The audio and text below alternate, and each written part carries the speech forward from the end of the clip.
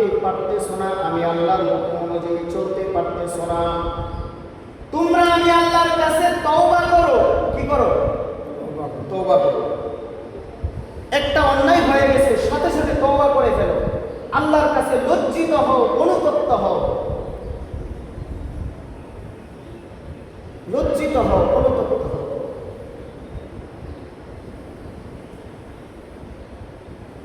তওবা কবুল হওয়ার জন্য তিনটা শর্ত। কয়টা শর্ত?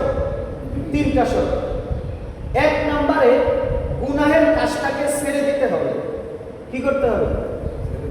গুনাহের কাজটাকে ছেড়ে দিতে হবে। দ্বিতীয়ত হলো সেই গুনাহটার প্রতি লজ্জিত হতে হবে। হাই হাই, আমি তো একটা গুনাহ করে ফেলেছি, আল্লাহর সামনে কি মুখটা নিয়ে আমি দাঁড়াবো, আল্লাহকে এই চেহারাটা কিভাবে দেখাবো, এইভাবে অনুতপ্ত হতে হবে। তাহলে প্রথমে কি বললাম? গুনাহটা ছেড়ে দিতে হবে। 2 নম্বরে হলো গুনাহের প্রতি লজ্জিত হতে হবে, অনুতপ্ত হতে হবে। 3 নাম্বার হলো জীবনে ভবিষ্যতে কোনোদিন এই গুনাহ করবে না, এই ব্যাপারে প্রতিজ্ঞাবদ্ধ হতে হবে। এই 3টা শর্ত যদি কোনো তওবার ভিতরে পাওয়া যায়, তখনই সেটাকে তওবা বলে। সেই তওবাই কবুল হবে। আর সারাদিন আস্তাগফিরুল্লাহ আস্তাগফিরুল্লাহ লাভ নেই। মুখে মুখে বলবা আস্তাগফিরুল্লাহ আস্তাগফিরুল্লাহ, অন্তরের ভিতরে তোমার নেফাকি ভরা। আরে মিয়া, তোমার এই জবান তো আল্লাহ চাই নাই।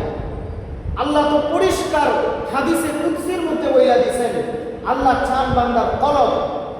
কুরআনের মধ্যে আল্লাহ বলছেন, লা ইয়ানালাল্লাহু লুহুমুহা ওয়ালা দিমাউহা ওয়ালাকিন ইয়ানালুহুত তাকওয়া মিনকুম।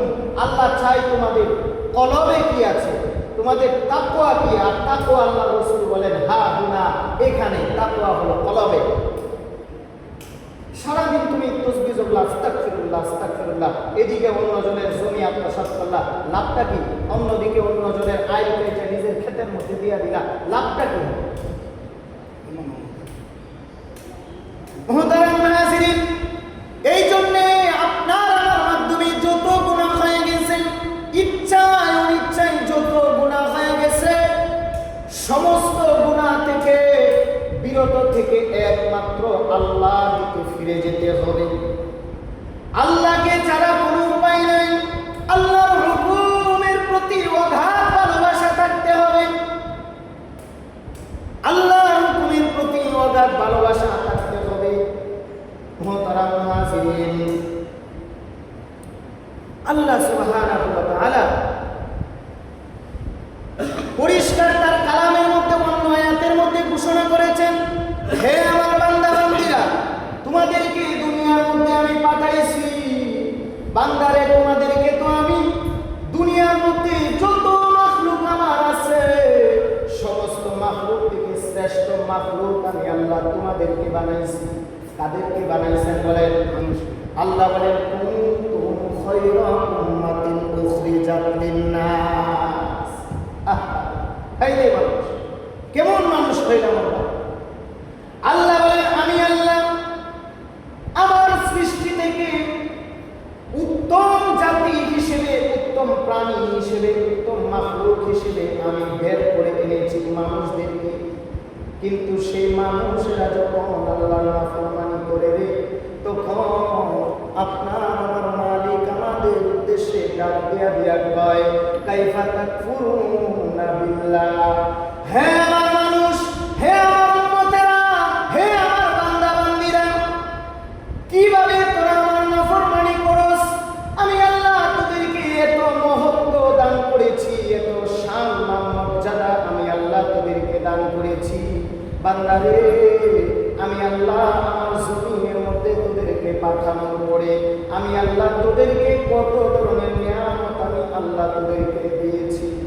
বান্দা, আমি আল্লাহ যদি নিজ থেকে একবার অর্ডার দিয়ে দেই, যত নিজ দিয়ে খুব খনন করো, এক ফোঁটা পানিও বের করতে পারবে না। সাধারণ একটা নিয়ামত দিয়ে বান্দা চিন্তা করো। আচ্ছা বলেন তো, নিজ দিকে যদি আমরা খুব খনন করি, টিউবওয়েল গাড়ি, যদি এক ফোঁটা পানি নিচ থেকে না উঠে, মানুষদেরকে মারার জন্য আর কিছুই লাগবে না। পানি ছাড়া কি মানুষ বাঁচতে পারবে? বলেন না, বাঁচতে পারবে? পানির অপর নাম হলো জীবন। আল্লাহ বলেন, হে আমার বান্দা বান্দীরা, তোমরা কিভাবে নাফরমানি করো? তোমরা যখন নাফরমানি করো তখন আমার অন্তরের ভিতরে বড় কষ্ট লাগে। আমি যে বান্দা বান্দীদের জন্য এত এত নাজ নিয়ামত দিলাম রে বান্দা, তোরা যখন নাফরমানি করোস তখন আমি আল্লাহর কলবের ভিতরে ধাক্কা লাগে, আমি আল্লাহর মনে বড় ব্যথা পাই।